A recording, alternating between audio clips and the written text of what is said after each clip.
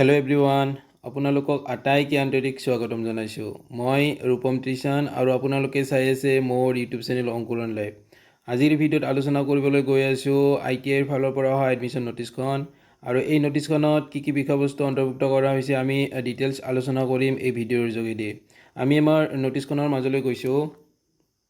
Online application for admission into the government and private ITIs of Assam for the season 2025-26 are intending candidate who are permanent resident of Assam.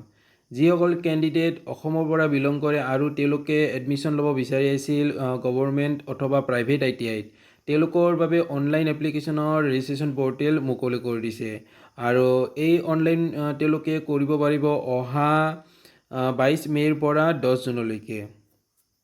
The age of the candidates for admission must not be below 14 years. So কেণ্ডিডেটসকলৰ বয়স 14 বছৰৰ তলত হ'ব নোৱাৰিব।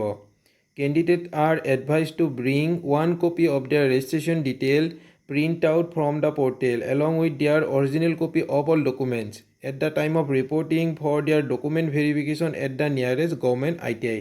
So কেণ্ডিডেটসকলে original ডকুমেণ্টৰ লগতে তেওঁলোকে পৰ্টেলত ৰেজিষ্ট্ৰেশ্যন কৰা প্ৰিণ্ট আউটৰ কপি লগত আনিব লাগিব এট দ্য টাইম অফ তেওঁলোকৰ ডকুমেণ্ট ভেৰিফিকেশ্যন কৰাৰ সময়ত, আৰু এই ডকুমেণ্ট ভেৰিফিকেশ্যন হ'ব তেওঁলোকৰ nearest government ITIত।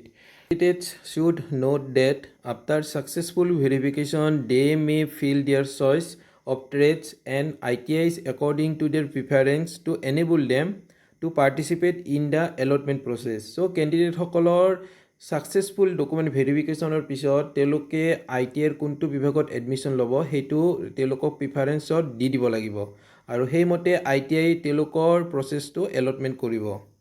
Allotted candidates should take admission in their allotted seat, otherwise their candidature will be treated as cancelled. So কেণ্ডিডেটসকলে তেওঁলোকে প্ৰিফাৰেঞ্চ দিয়া মতে তেওঁলোকক এডমিশ্যন দিবলৈ চেষ্টা কৰিব যদিহে ছিট এভেইলেবল হয়, আদাৰৱাইজ কেঞ্চেল কৰা হ'ব। এই ভিডিঅ'ৰ যোগেদি ITIৰ ফালৰ পৰা অহা এডমিশ্যন নটিছখনৰ ওপৰত ডিটেইলছ আলোচনা কৰিবলৈ চেষ্টা কৰিলোঁ। যদি এই নটিছখনৰ ওপৰত কিবা কেণ্ডিডেটসকলৰ ডাউট অথবা কনফিউজন থাকে তেতিয়াহ'লে কমেণ্ট কৰি সুধিব পাৰিব। লগতে চেনেলটো যদি প্ৰথমবাৰৰ বাবে ভিজিট কৰিছে তেতিয়াহ'লে চেনেলটোক ছাবস্ক্ৰাইব কৰি ছাপোৰ্ট কৰিব বুলি আশা ৰাখিলোঁ। ধন্যবাদ।